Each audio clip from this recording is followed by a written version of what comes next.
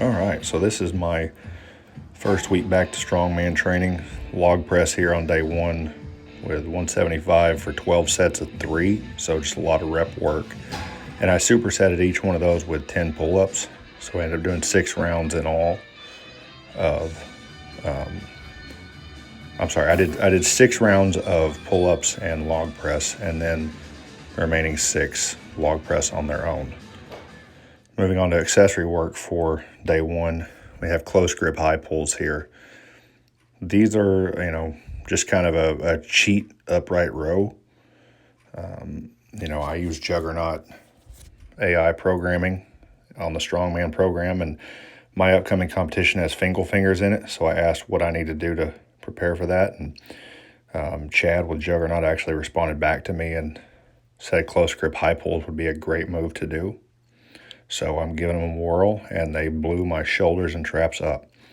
Before I move any further forward, be sure to like, comment, subscribe on this video. Help me grow my channel here. I did the close grip high pulls in a giant set with skull crushers. I was doing sets of 12 to 15 of each of these moves for my accessory work. So I have skull crushers here for 12 to 15 reps. And then I'll move on to dumbbell curls, alternating dumbbell curls here in a second. So this first day back to training for a strongman competition. My competition's on June 27th in St. Louis, Missouri. I'm going back up there to visit. That's where my wife and I moved down to Tennessee from. So we're going up there to visit some family and just enjoy some time up there. And the training day one just felt good. There's a lot of accessory work, but it's a lot of high rep accessory work to build a lot of muscular endurance, a lot of rep work on the log press to build up my technique. And it was a really good feeling first day back to this, just building up the conditioning required for strongman compared to powerlifting it's a different mindset, and it's nice. It's a good variation, and I really enjoyed doing that. That's what I love about strongman, is getting to build up the work capacity and move in different ways aside from just squatting, benching, and deadlifting, as much as I love those. But yeah, really good sets of curls here. Got a really good bicep pump, which felt absolutely amazing. So that was day one. Moving on to day two. So the first day was just like a rep technique day for my main movement for log press. This is my heavy day for deadlifts for the week. So I had to work up to a heavy triple at a 9.5 RPE. I definitely think I got that, if not a 9 3/4 RPE here. This is 525 for a triple. I was supposed to do 545, but I was just feeling really beat up today and just didn't have much in me. So 525 it is. I'm not too upset about that. 20-pound difference, not the end of the world. Deadlifts are feeling really good, moving strong, and I know if I'm smart and don't overdo it when I'm beat up, then the numbers will be there on competition day. So I am training for a 1 rep max deadlift at this event also. It's a 1 rep max log press, then a 1 rep max deadlift with straps, deadlift bar, and I can wear a deadlift suit. So I'm in the process of trying to get one of those back down to 415 from back off work. Sets of 4 there. Did 4 sets of 4 with that, and I supersetted that with some ab rollers. So we'll do 4 sets of 10 on the ab rollers. I'm just doing partial range of motion here. I still can't, going from my knees is too easy. Extending all the way out, I would not be able to do 10 reps. So this is kind of my compromise in my ability to scale the movement and get some quality ab work in. I love ab rollouts. I feel like they help me brace really well for squats and deadlifts, and my back hurts less when I do those. So I definitely think they're good for me. As you can see, my son's right there waiting to use the ab roller. It's his turn to go after me. Moving on to training day 3, I believe this was Thursday. I had bench press because, being a powerlifting program, Juggernaut, still keeps you proficient in benching and squatting. I did some squats after that deadlift work. Here is 245 for an AMRAP. This is my final set of the day.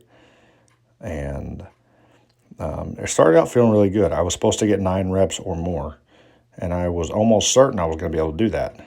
But just out of nowhere, like my bench commonly likes to do, it just felt like someone laid a finger on the bar and I could not go anymore, and it caught me off guard. But it is what it is. Could have just been the fact that, with high reps, I tend to unwind my shoulders with every rep.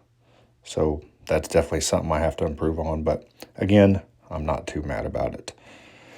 I supersetted all my bench press with high rep barbell rows.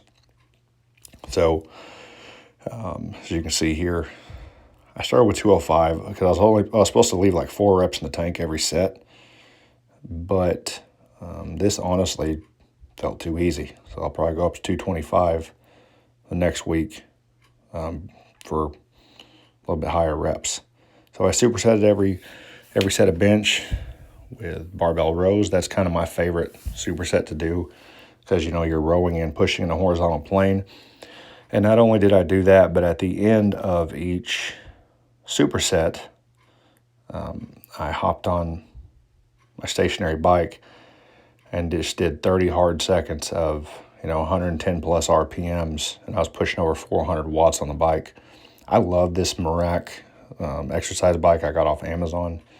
It's phenomenal. It's my new favorite piece of conditioning equipment, and a lot of days I just add this into my supersets or giant sets for a minute, 2 minutes, a mile, whatever I want to do, and it helps me not have to worry about doing additional cardio days. And believe me, it's effective conditioning.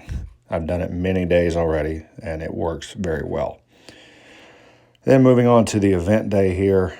This is the final day of the week where I'm supposed to do power cleans. Since I don't have a way of training for single fingers, I found the best thing I can do is just work on having explosive triple extension, and the best way to do that with low technical proficiency is a power clean. These are not pretty. I'm not an Olympic weightlifter, but they're getting the job done, and it's a work in progress. 225 was my last warm up there. I was supposed to work up to a 2-rep max, and then after this, doing long distance overhead carries and farmer's carries to train for some of the event work as well. So first rep went okay. As I said, I know they're not pretty. And I know Olympic weightlifting purists look at this and cringe. But again, I'm not an Olympic weightlifter. I'm not a CrossFitter anymore. I missed the second rep, and I honestly think it was just because I got in a rush. I tried pulling it off the floor too fast. Didn't put the bar where I wanted it. And the one thing I've learned with cleans and snatches is put the bar where you want it and then explode. So kind of got my bearings back together and hit it here for the second rep. Again, very ugly, but got the job done. And that's a great week of training.